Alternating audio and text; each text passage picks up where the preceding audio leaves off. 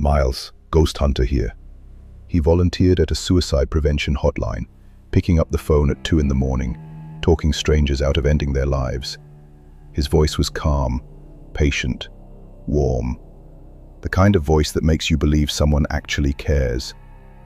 By day, he was ending lives himself. Ted Bundy did not look like a monster. He did not sound like one. He did not behave like one in any setting where normal people could observe him.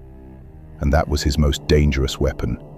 Not the crowbar he kept under the passenger seat, not the handcuffs in the glove compartment, not the pantyhose mask rolled up in his pocket. His weapon was his face, his smile, the way he tilted his head when he listened to you, like you were the only person in the world who mattered. Between 1974 and 1978, this weapon killed at least 30 women across 7 American states. The real number is probably higher. Bundy himself hinted at over 100 before he died. Nobody knows for certain, because Ted Bundy was also a liar, and liars lie about everything, including the scope of their destruction. But here is what I can tell you with absolute certainty. The system had his name. Multiple people called the police and said, "Check Ted Bundy." And the system looked at his face, looked at his resume, looked at his charm, and said no, not him, not possible.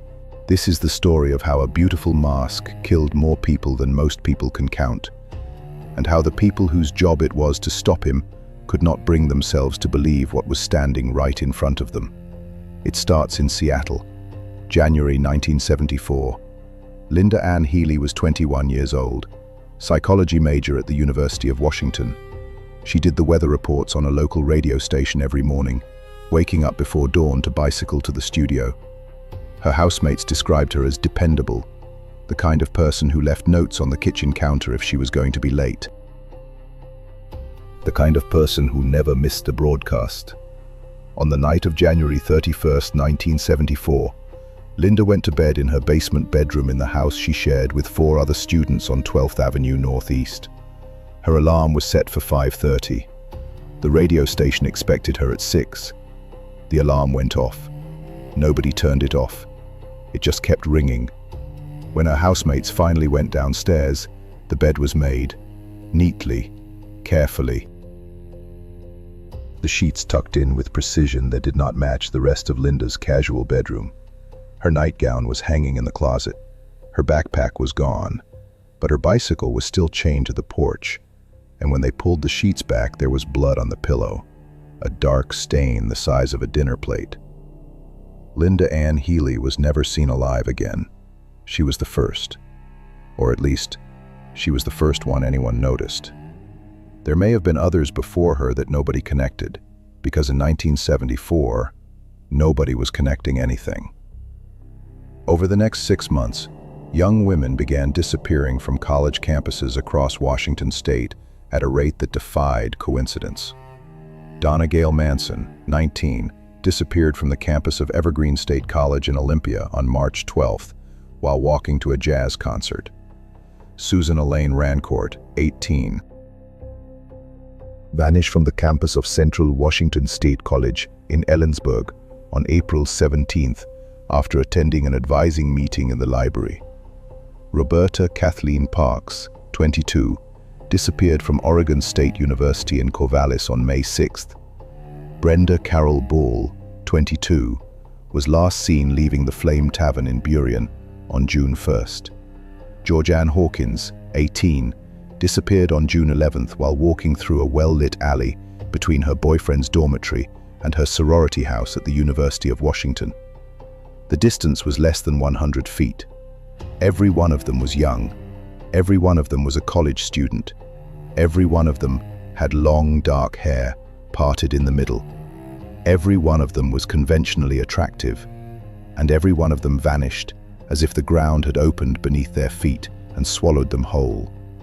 6 women in 6 months from a geographical corridor stretching from Seattle to Corvallis. And the police in each jurisdiction treated each disappearance as a separate, local event.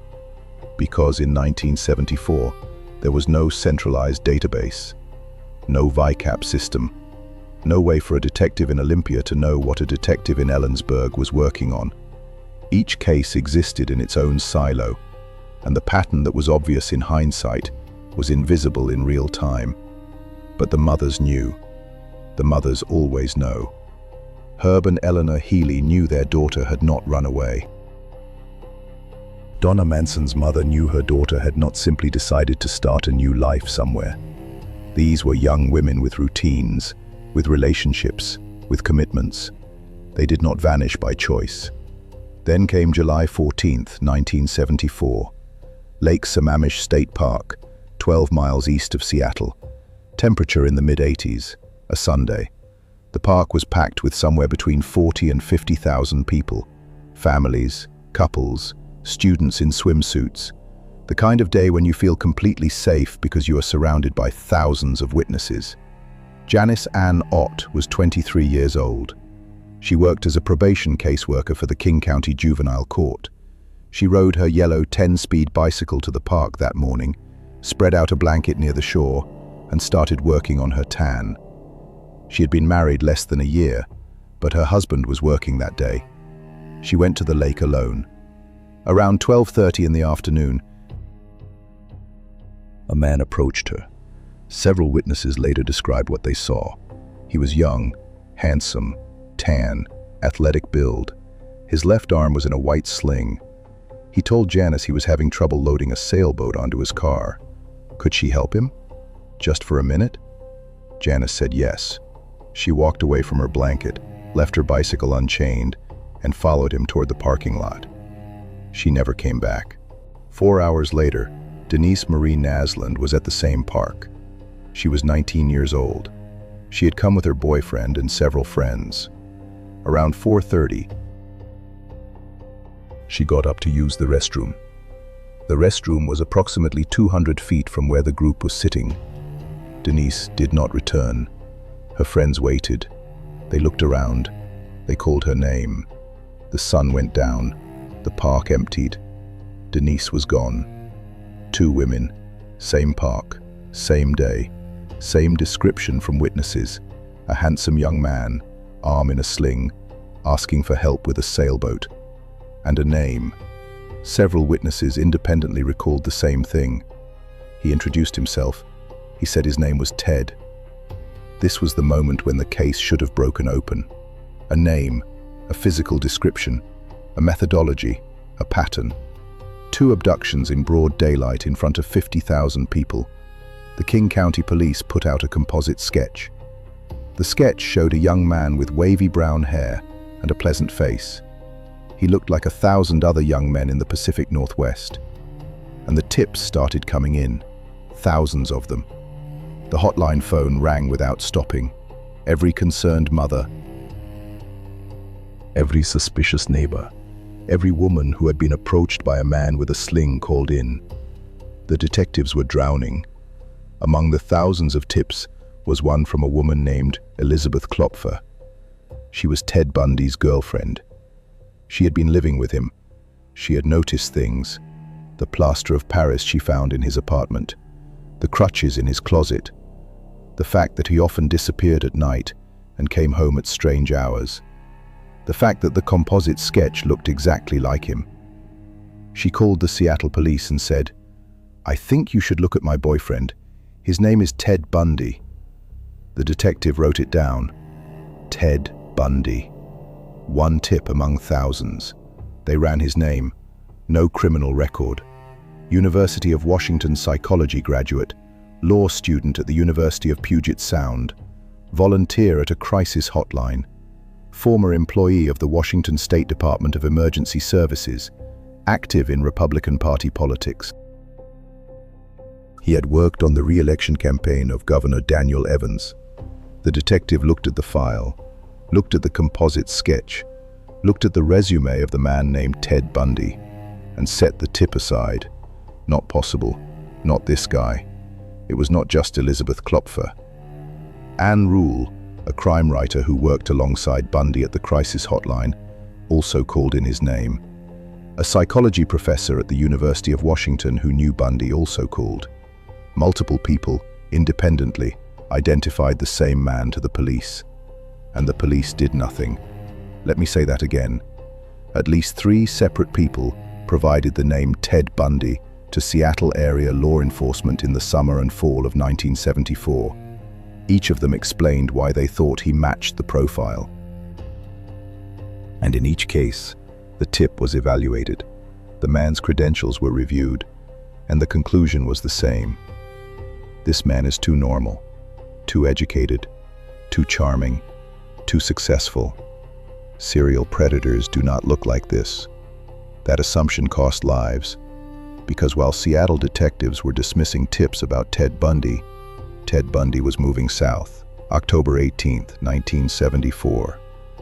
Melissa Smith, 17, daughter of Midvale, Utah Police Chief Lewis Smith, disappeared while walking home from a slumber party.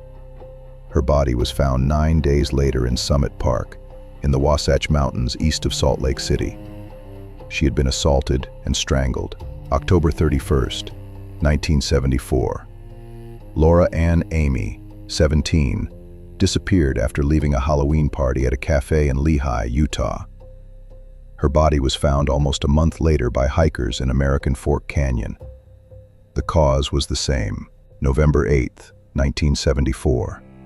Carol DeRanch, 18, was approached by a man in the parking lot of a shopping mall in Murray, Utah.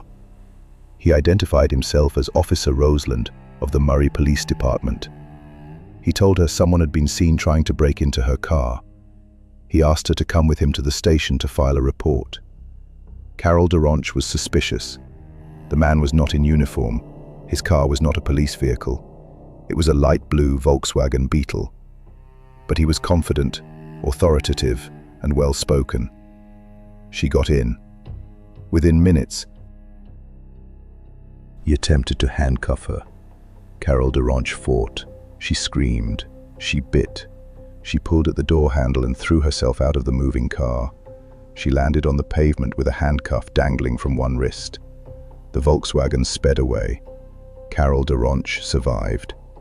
She became the first person to look into the face of the man the press was beginning to call the most prolific predator in the Pacific Northwest, and lived to describe what she saw. Her description matched the Lake Sammamish composite: young, handsome, brown wavy hair, charming demeanor, Volkswagen Beetle, and the name Ted Bundy was still sitting in a file drawer in Seattle. Here is where I need you to understand something about 1970s law enforcement in the United States. There was no internet. There was no national criminal database that local departments could access in real time. The FBI's behavioral science unit was in its infancy. There was no concept of geographic profiling, no automated system for cross-referencing descriptions across state lines. A detective in Salt Lake City had no efficient way to learn that a detective in Seattle had been looking for the same tan Volkswagen Beetle, driven by the same charming young man, with the same methodology. The information existed. It was scattered across filing cabinets in 6 states, but nobody had assembled the puzzle. And Ted Bundy, who understood jurisdictional fragmentation better than most law students, exploited every gap in the system. He killed in Washington. He killed in Oregon. He killed in Utah. He killed in Colorado. He picked college towns, moved fast, crossed state lines, and vanished before any single department could accumulate enough evidence to act. The break came not from brilliant detective work. The break came from a bored highway patrol officer on a routine graveyard shift in the Salt Lake City suburbs. August 16, 1975. 2:30 in the morning. Sergeant Bob Hayward of the Utah Highway Patrol was sitting in his cruiser on a residential street in Granger, watching for anything out of place. He noticed a tan Volkswagen Beetle driving slowly through the neighborhood with its headlights off. Hayward flipped on his lights. The Beetle took off. A short chase ensued. The car pulled into an abandoned gas station. The driver got out.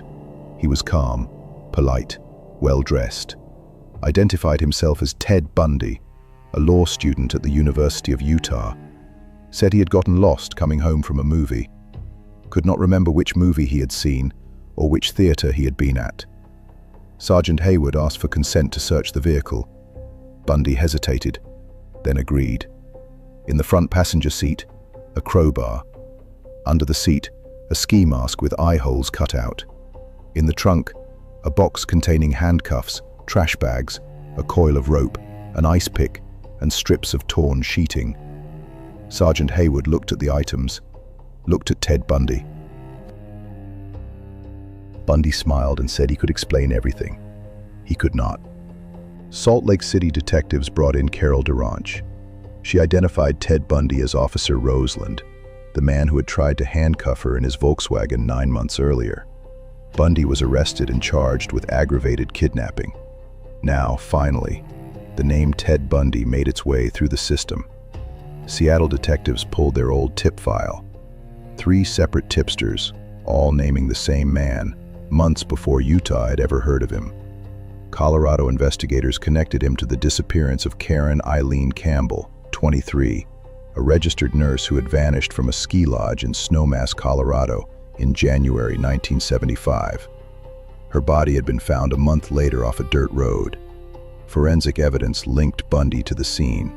In June 1976, Ted Bundy was convicted of the aggravated kidnapping of Carol DeRanch and sentenced to 1 to 15 years in the Utah State Prison.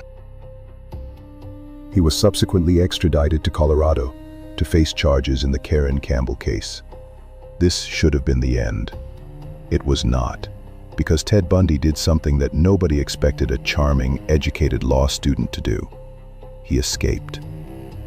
June 7, 1977, Pitkin County Courthouse in Aspen, Colorado. Bundy had been granted permission to visit the courthouse law library to assist in his own defense. He was not shackled. During a recess, he opened a second-story window, jumped to the ground, and walked into the streets of Aspen.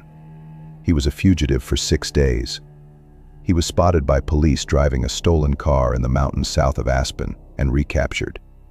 He was moved to the Garfield County Jail in Glenwood Springs, a facility that was considered more secure. It was not secure enough. December 30th, 1977. Using a hacksaw blade that he had somehow acquired, Bundy cut a hole in the ceiling of his cell.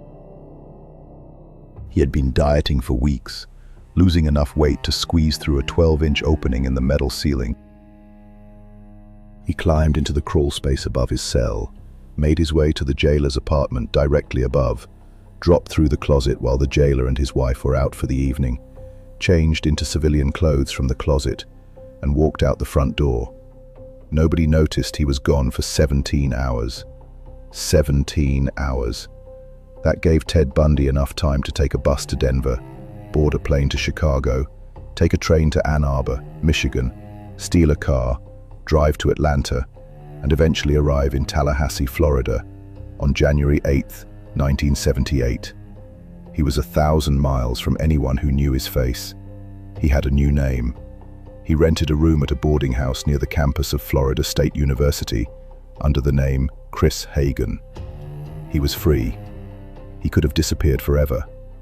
He lasted exactly 7 days. January 15th, 1978, 2:45 in the morning. The Chi Omega sorority house at Florida State University, 661 West Jefferson Street, Tallahassee. What happened inside that house in the next 15 minutes is the reason I'm telling you this story. Because it is the moment when Ted Bundy's mask came off completely and the thing underneath was revealed for what it had always been. Nita Neary, a Chi Omega sister, was returning from a date. She entered the house through the back door and immediately noticed the door was slightly ajar, which was unusual. As she walked through the foyer, she saw a man crouched near the front staircase. He was wearing a dark knit cap and carrying what appeared to be a log. He turned and moved quickly out the front door. Neary caught a brief glimpse of his profile. She went upstairs.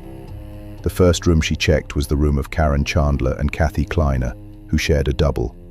Both women were in their beds. Both were covered in blood. Chandler's jaw was broken. Kleiner's jaw was shattered in multiple places. Both had been struck repeatedly with a heavy, blunt object while they slept.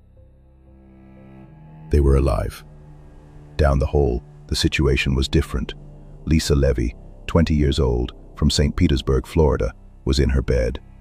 She had been struck on the head, strangled with a nylon stocking, and assaulted. She was dead. Margaret Elizabeth Bowman, 21, from St. Petersburg, Florida, was in her bed. She had been struck on the head with such force that the blunt instrument penetrated her skull. A nylon stocking was wrapped around her throat. She was dead. The entire assault, 4 women in 2 rooms, lasted approximately 15 minutes. Bundy had entered through a locked door using a credit card to slip the lock, moved from room to room in darkness, and attacked sleeping women with an oak firewood log he had taken from a pile beside the fireplace downstairs. He was not finished. After leaving the Chi Omega house, Bundy walked 8 blocks to a duplex at 431 Dunwoody Street. Cheryl Thomas, a 21-year-old dance major at Florida State, was asleep in her bed. Bundy broke in and attacked her. Neighbors heard sounds coming from the apartment and called police. Bundy fled. Thomas survived but suffered permanent hearing loss and equilibrium damage from the injuries to her skull. 5 women attacked in a single night across 2 locations. 2 dead, 3 with injuries that would mark the rest of their lives. And the attacker was gone before police arrived at either scene. Tallahassee had no idea who Chris Hagen was.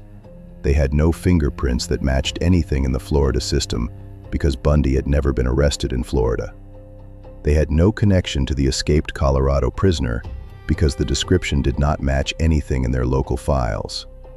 But they had something else. During the assault on Lisa Levy, Bundy had bitten her. The bite mark was on her left buttock.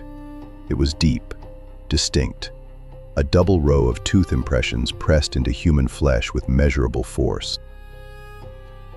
And unlike fingerprints, which Bundy had been careful to avoid leaving, a bite mark is not something a perpetrator typically thinks to conceal.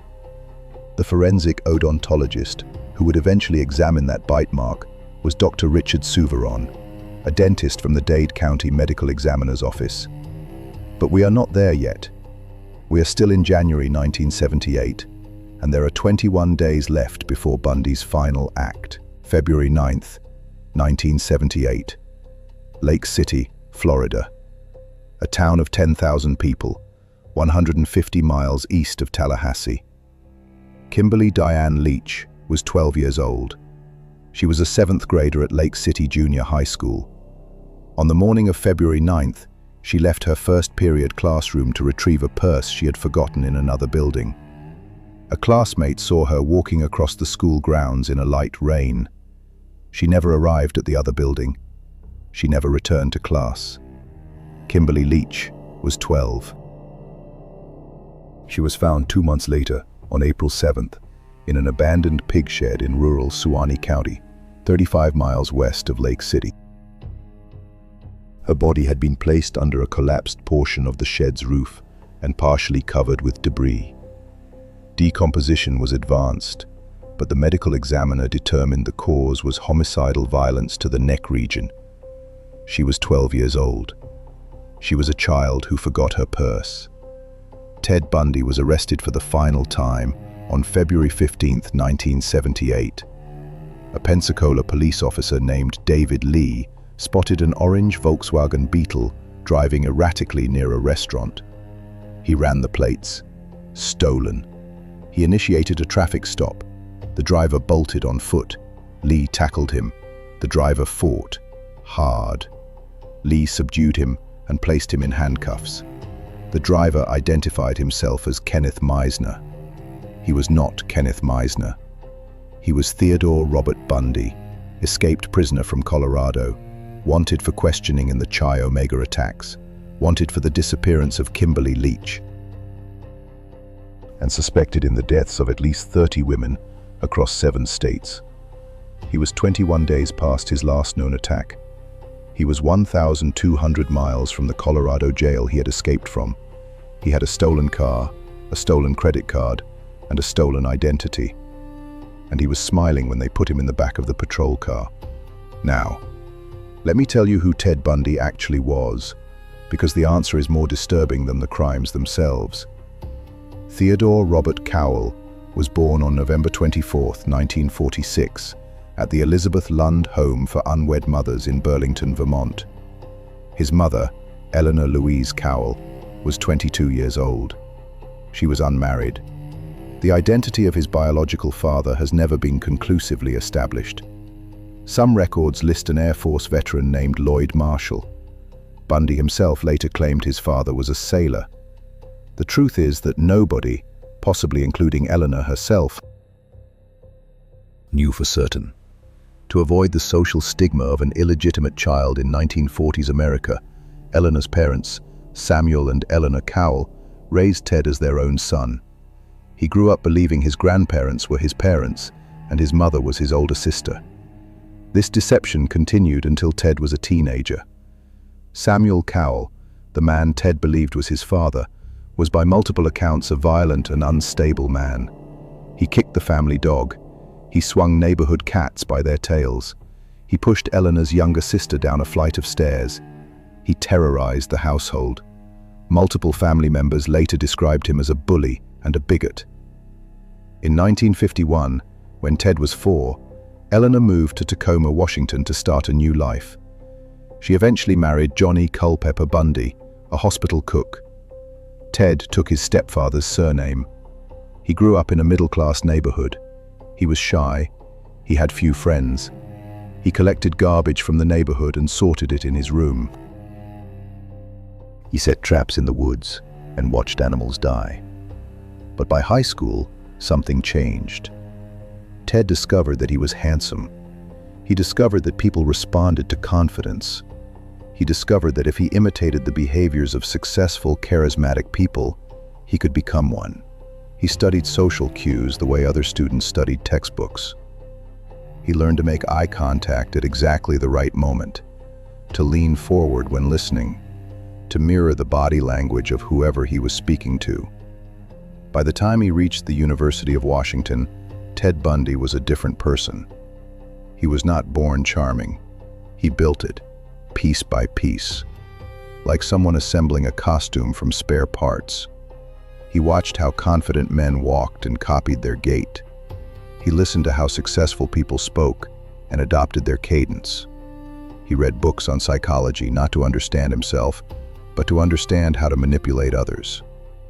At the University of Washington, he studied psychology. Think about that for a moment. He sat in classrooms learning about human behavior, about attachment theory, about cognitive biases, about the mechanisms of trust. And he used every single lesson as a manual for predation.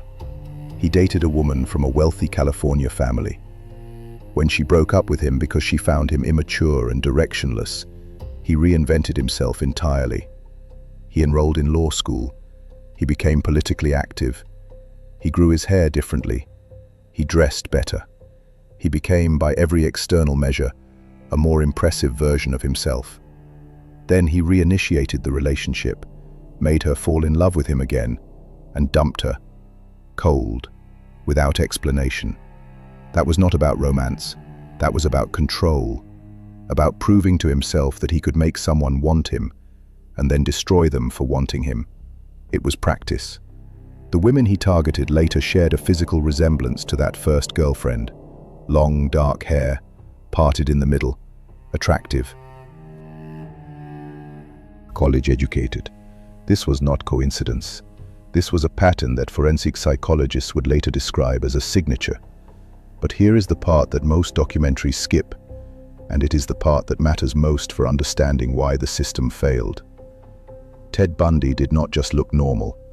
He was, by every metric that society uses to evaluate human beings, above normal. He was more articulate than most of the detectives investigating him. He was better educated than most of the prosecutors charging him. He was more charming than most of the lawyers defending him, and he knew it. He weaponized his normalcy. When Elizabeth Klupfer called the police and said her boyfriend might be the man they were looking for, the detective evaluated the tip against his mental model of what a serial predator looks like, and Ted Bundy did not fit.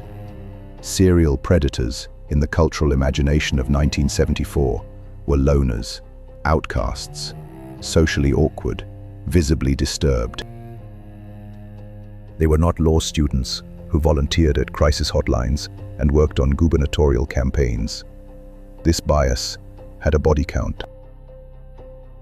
Every day that Ted Bundy remained free because he did not match someone's expectation of what a monster looks like was a day that another woman was at risk. The system was not looking for the right thing, it was looking for a caricature. And the real thing walked past it wearing a smile and a pressed shirt. Let me take you to the trial, because the trial is where the mask slipped in public, on camera, in front of the entire country. The Chi Omega trial began on June 25, 1979, in Miami, Florida. It was the first criminal trial in American history to be televised nationally. 250 reporters from 5 countries were credentialed. The courtroom had to be retrofitted with additional electrical capacity to handle the television equipment. Ted Bundy, predictably, chose to act as his own attorney. He was not stupid. He had legitimate legal training. He had clerked for a legal office. He understood courtroom procedure. And more importantly, he understood something that most defendants never grasp. A courtroom is a stage. The jury is an audience. And if you can control the performance, you can influence the verdict. Bundy cross-examined witnesses with precision. He filed motions. He challenged evidence. He dressed in a suit and tie and addressed the judge as quote underscore 0 underscore with the same warm, respectful tone he had used on every woman he had ever deceived. Several jurors later admitted they found it difficult to reconcile the polished, articulate man at the defense table with the allegations they were hearing. But then came Dr. Richard Souveron. Souveron was a forensic odontologist, a dentist who specialized in identifying people through their dental records. The prosecution had called him to testify about the bite mark found on Lisa Levy's body. What followed was one of the most decisive moments in American criminal trial history. Souveron projected an enlarged photograph of the bite mark on Lisa Levy's buttock onto a screen in the courtroom.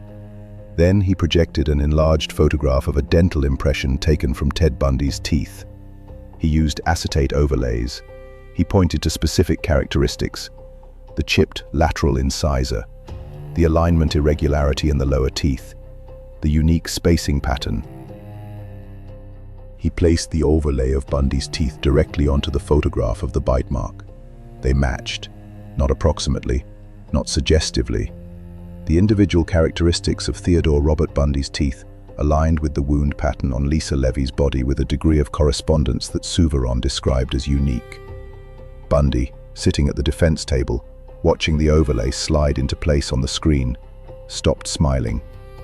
For the first time in the entire proceeding, the mask cracked. Multiple observers in the courtroom later described the change. His face went slack, his eyes narrowed. The performance stopped. For approximately 4 seconds, the person sitting at that table was not a charming law student wrongly accused. He was the thing that had stood over Lisa Levy's bed in the dark. Then the mask reassembled. Bundy straightened his tie, picked up his legal pad, and began preparing his cross-examination. It did not matter. The jury deliberated for less than 7 hours. Guilty on 2 counts of first-degree homicide. Guilty on 3 counts of attempted first-degree homicide. The judge sentenced him to death by electrocution. A separate trial for the murder of Kimberly Leach followed in Orlando in January 1980. This trial lasted 3 weeks. Bundy was again convicted and again sentenced to death. At the sentencing hearing, Judge Edward Cowart said something to Ted Bundy that has been quoted in every documentary, every book, every article written about this case since, and I am going to quote it here because it captures the exact cognitive dissonance that allowed Bundy to operate for as long as he did. Judge Cowart said, "Take care of yourself, young man. I say that to you sincerely. It is a tragedy to this court to see such a total waste of humanity. You are a bright young man. You would have made a good lawyer. I would have loved to have you practice in front of me. But you went another way, partner." The judge praised him. At his sentencing for the murder of a 12-year-old girl, the judge praised him. "I want you to sit with that for a moment. because that single statement encapsulates the entire Bundy phenomenon. Even after conviction, even after the evidence, even after the bite mark and the testimonies and the dead women, the system could not fully let go of the image. He is so articulate. He is so bright. What a waste. The waste was not Ted Bundy's potential. The waste was 30 lives. The waste was Linda Ann Healy's weather reports that stopped coming. The waste was Janice Ott's yellow bicycle left unchained at Lake Sammamish. The waste was Kimberly Leach's 7th grade homework that was never turned in. Bundy spent nearly 10 years on death row at Florida State Prison. During that time, he became a celebrity. Women wrote him love letters. A woman named Carol Ann Boone married him during the Kimberly Leach trial, in a courtroom ceremony that Bundy had arranged by exploiting a peculiarity of Florida law that made a declaration of marriage in open court legally binding. Boone believed he was innocent. She gave birth to a daughter, conceived during a conjugal visit, while Bundy was on death row. He gave interviews. He was studied by FBI agents from the Behavioral Science Unit, including Robert Keppel and William Hagmeyer, who spent hundreds of hours with him trying to understand the mechanics of serial predation. Bundy used these sessions as bargaining chips, offering fragments of information about unsolved cases in exchange for delays of his execution date. In the final days before his execution, Bundy began confessing, not out of remorse. There was no evidence that Ted Bundy ever experienced remorse for anything he did. He confessed because each confession bought him another day, another meeting, another delay. He confessed to 30 murders across 7 states: Washington, Oregon, Utah, Colorado, Idaho, California, Florida. Some of these confessions led investigators to previously undiscovered remains. Others could not be verified. Bundy hinted at additional victims, but refused to provide details unless his execution was postponed. It was not postponed. January 24th, 1989, 7:06 in the morning, Florida State Prison, Stark, Florida. Ted Bundy was strapped into the electric chair known as Old Sparky. He was 42 years old. His last meal was steak, eggs over easy, hash browns, toast with butter, milk, and juice. He declined the meal. It was served to a prison guard who ate it. His last words were addressed to his attorney and a minister. He said, "Jim and Fred, I would like you to give my love to my family and friends." At 7:16 a.m., 2,000 volts of electricity were applied to his body. Outside the prison, a crowd of approximately 2,000 people had gathered. When the hearse carrying Bundy's body left the prison gates, the crowd erupted. They cheered, they set off fireworks, they held signs that read quote 3 and quote 4. They sang and danced. I have complicated feelings about that crowd. On one hand, Ted Bundy destroyed an almost incomprehensible number of lives. Not just the women he killed, but their families, their friends, the communities that were torn apart by fear. Carol Durant, who survived, lived with the memory of that Volkswagen for the rest of her life. Cheryl Thomas, who survived the Dunwoody Street attack, lost her hearing and her career as a dancer. Bundy's own daughter grew up knowing what her father was. His mother, Louise Bundy, maintained until her death that her son was innocent. So I understand the anger. I understand the desire for justice. I understand the relief. But there is something unsettling about a crowd that celebrates death, even the death of a monster. Because part of what made Ted Bundy possible was a society that evaluated people by how they looked and sounded, rather than by what they did. And a crowd that cheers at an execution is a crowd that has also made a judgment based on emotion rather than reflection. The victims deserve better than a carnival. They deserve to be remembered as individual people with individual lives that were stolen from them. Not as a number, not as the body count of a famous killer, but as women who had names and faces and plans for the future, and people who loved them. So let me do that now, briefly, because this is the part that matters. Linda Ann Healy wanted to be a psychologist. She did weather reports at 5:30 in the morning because she believed in showing up. Donna Gail Manson was walking to a jazz concert. She loved music. Susan Rancourt was studying biology. She wore glasses and had recently gotten contact lenses and was still getting used to them. Roberta Kathleen Parks had moved to Oregon to get away from her father's death and start fresh. Brenda Carroll Ball was a free spirit who loved to dance. Georgianne Hawkins was 18 years old and walking 100 feet through a well-lit alley to get home. 100 feet. Janice Ott had been married for less than a year. She went to the lake to enjoy the sun. Denise Nasland went to use the restroom and never came back to her friends. Melissa Smith was the police chief's daughter. She was walking home from a slumber party. Laura Amy was at a Halloween party. She was 17. Karen Campbell was a nurse. She stepped away from her fiancé in a ski lodge hallway for less than a minute. Lisa Levy was 20 years old, asleep in her own bed, in a locked building, surrounded by her sorority sisters. Margaret Bowman was 21, in the next room, also asleep, also in her own bed. Kimberly Leach was 12. She forgot her purse. These are not footnotes, these are the story. Ted Bundy is the footnote. He is the thing that happened to them, not the other way around. Here is what I need you to take from this. Ted Bundy did not succeed because he was extraordinary. He succeeded because the system he operated in had a blind spot the size of a canyon, and that blind spot was the assumption that dangerous people look dangerous. They do not. Sometimes, they look like the guy who volunteers at a crisis hotline. Sometimes, they look like the man your mother would want you to bring home for dinner. Sometimes, they smile in a way that makes you feel safe, and the smile is the trap. The lesson is, not be afraid of everyone. The lesson is, do not let appearance override evidence. 3 separate people gave Ted Bundy's name to the police. The evidence was there. The connections were there. But the people evaluating that evidence could not overcome their own bias. They could not believe that a man who looked like that, who sounded like that, who had a resume like that, could be what the evidence said he was. 30 women paid for that bias. The system has improved since 1974. VICAP exists now. DNA databases exist. Interstate communication is faster. Forensic odontology, the science that ultimately convicted Bundy, has become a standard tool.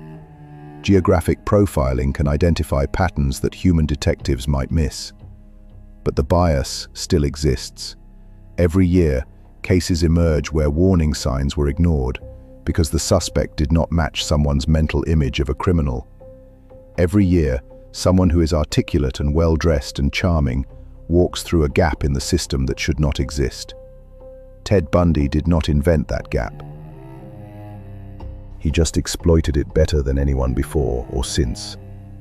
In our next episode, the hunting ground moves from parks and campuses to the internet. A medical student in Boston discovered that the anonymity of an online classified site created a new kind of opportunity. The Craigslist killer. A different era, a different method, but the same fundamental question. How do you catch someone who does not look like what they are? Miles, GhostHunter. Out.